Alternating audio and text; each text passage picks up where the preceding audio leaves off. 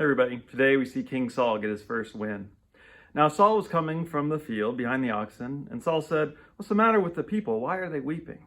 So they told him the message from the inhabitants of Jabesh, and the Spirit of God came upon Saul in power when he heard these words, and his anger was greatly kindled. He took a yoke of oxen, cut them into pieces, and sent them throughout the territory of Israel by messengers, saying, "Whoever does not come out after Saul and Samuel, so shall it be done to this oxen." His oxen. And then the dread of the Lord fell on the people, and they all came out as one. The next day, Saul put the people into 3 companies. At the morning watch, they came to the camp and cut down the Ammonites until the heat of the day. And those who survived were scattered so that no 2 of them were left together.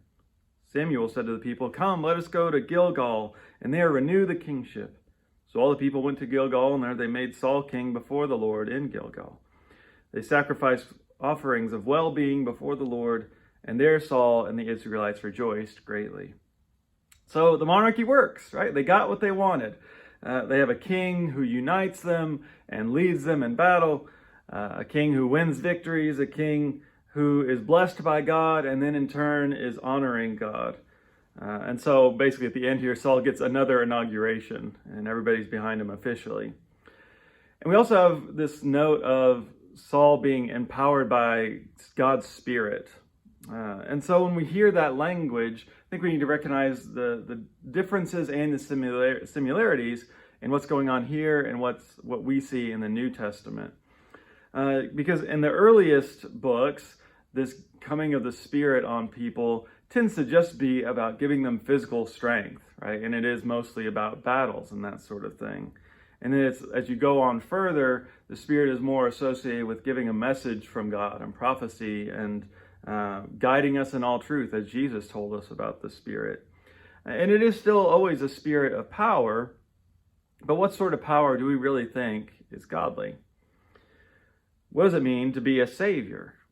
I mean, Saul certainly saves the people from the hand of their enemies, but he does it by killing them all. And is this what we really think of a savior doing?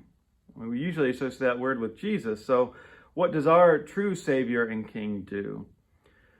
He doesn't use power in the same way. In fact, he shows his true power and his willingness to lay power down. And he saves by forgiving his enemies, not destroying them. That's what we see most clearly in the cross, the clearest representation of what God is all about. And so Christ is not going to regress to this Saul-style kingship someday. Really, the question is, what kind of Savior do we want? What sort of spirit do we want? And what do we think actually works and makes a difference? You know, this is really the high point of Saul's reign. It works here, but from most on, it's downhill. This kind of kingship doesn't last. It doesn't endure. But we believe that Jesus does still reign, and so we have to believe that his way is the only way that lasts.